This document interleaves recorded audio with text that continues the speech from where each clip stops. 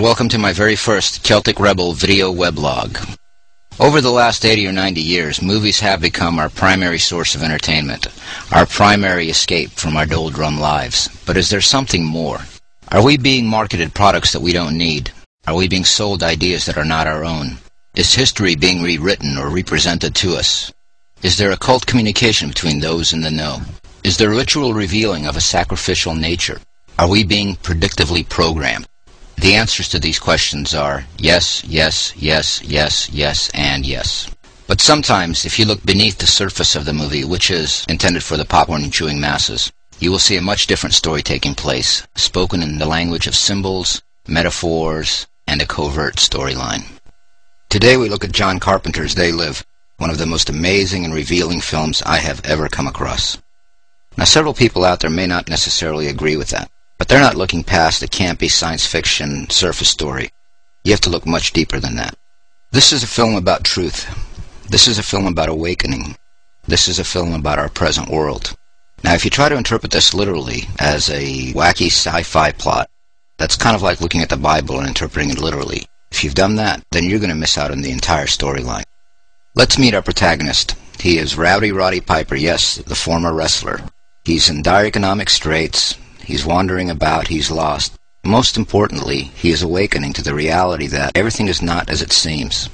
Now, those of us who are undergoing our own process of awakening are going to soon identify with the character because he is undergoing the same transformation. He is a truth seeker. He is us. Our protagonist runs into the crazy preacher, this crazy blind man rambling on and on about a bunch of nonsense. At least that is what our conditioning tells us. But notice, our truth seeker decides to listen. His instinct is telling him there may be something to this. Pay close attention to the preacher's words. Anyone who's read the words of David Icke or Michael Tessarian, William Bramley, or Charles Fort may find them quite interesting. They use their tongues to deceive. The venom of snakes is under their lips. Their mouths are full of bitterness and curses.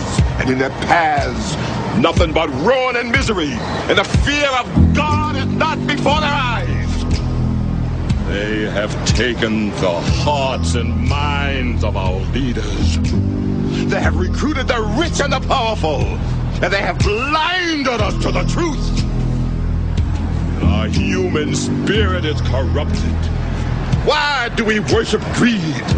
Because outside the limit of our sight, feeding off us, perched on top of us from birth to death, are our owners. Our owners. They have us. They control us.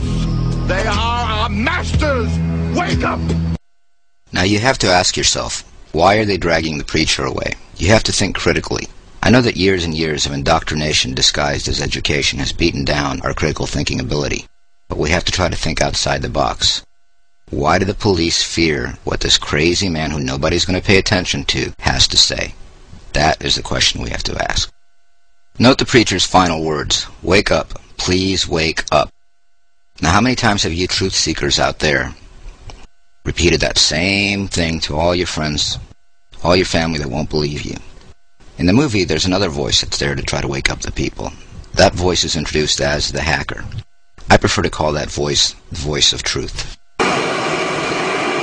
Our impulses are being redirected. We are living in an artificially induced state of consciousness that resembles sleep. Their intention to rule rests with the annihilation of consciousness. We have been lulled into a trance. They have made us indifferent to ourselves, to others. We are focused only on our own gain. Is this what we've been reduced to? Is that how pathetic we've become? Well, you need look no further than a typical American teenager for your answer. Look how obsessed they are with things that don't matter. Bling, style, the latest fads, fashions, having somebody else's name on their shirts and underwear. Willingly allowing MTV to dictate to them what their own musical tastes are. Do they care about anything that matters? Being intelligent? Thinking for themselves? Even the natural spirit of rebellion has been misdirected and controlled into the most fruitless and useless of avenues. Well, your average adult isn't that much better off. All you have to do is look among your friends and neighbors and see how petty we've all become as well. Obsessed with cars, our houses, looking better than our neighbors, being perceived as better, putting ourselves in debt to create that sense of perception. marketing ourselves to mates based more on what we have than who we are. This is not natural. This is so out of touch with ourselves. This is all ego-driven nonsense. And if you want to find the source of it, you need look no further than your own television. Our protagonist, Roddy Piper, discovers a pair of sunglasses that allow him to see things as they really are. I find the sunglasses to be a very interesting metaphor. Now, I'm not sure how they made it into the movie or why they were chosen, if it was Ray Nelson's work or the hand of John Carpenter or any of the numerous other people that tend to work on movies of this nature. But the sunglasses as a metaphor for allowing one to see the truth raise a lot of interesting possibilities for us to contemplate. Now, what I'm inclined to believe is that the sunglasses represent a method for blocking out all the lies and disinformation and control that is spread by the cult of Aton. Now, for those who are familiar with Michael Tessarian or Ralph Ellis, the cult of Aton would be the solar cult that originated from the Hyksos dynasty of Amenhotep IV, who changed his name to Akhenaten and left Egypt, aka Moses. As even Sigmund Freud indicated, he believed that the entire Exodus story was generated as a cover for the Hyksos dynasty being forced to leave from Egypt. And I should probably also indicate that according to some, they believe that the source of what many of us perceive to be the evil that surrounds us in this world, and all this social engineering that takes place, has its roots back in Amenhotep and that dynasty. Other theories that would be supported by the use of the sunglass metaphor would be the Vatican, basically the continuation of the Roman Empire, and of course the Vatican's own solar deity, which would be the sun god Jesus Christ. The Illuminati from Bavaria and Ida Weishaupt could be another option to ward off the rays of the illuminated ones. And you could even take it as far as the Freemasons and their own solar deity of sorts, which would be Lucifer. With the sunglasses on, he sees the world as it really is. He was in the process of awakening, and now he has woken up.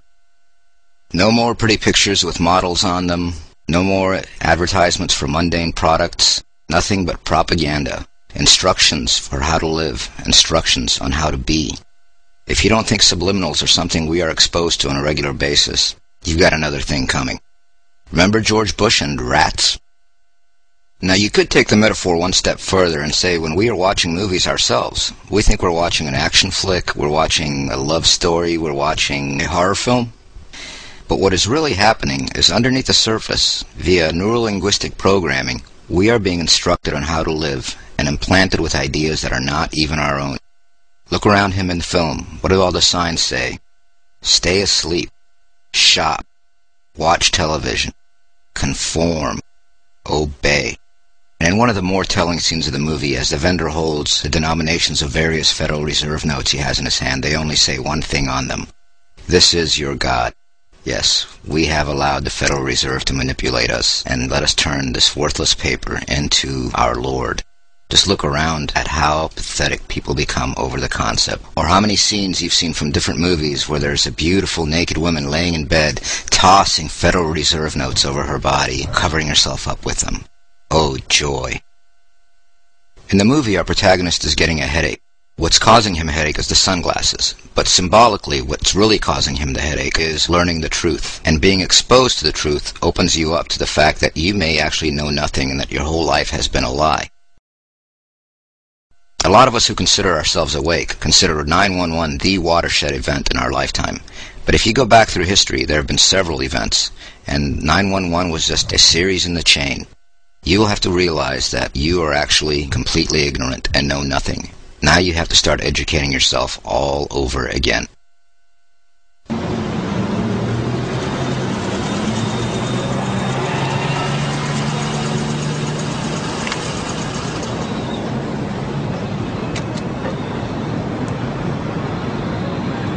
And now he sees his first alien.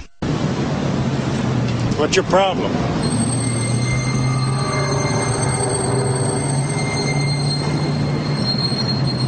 I said, what's your problem? Now, while there are many who feel that aliens may actually be living among us and that we are controlled by an alien race, since this film does tend to speak in the language of metaphors, a good case could be made that the aliens in this film are representative of the Zionists and the Ashkenazi Jews they control. That topic we'll have to come back to. I've got one that can see.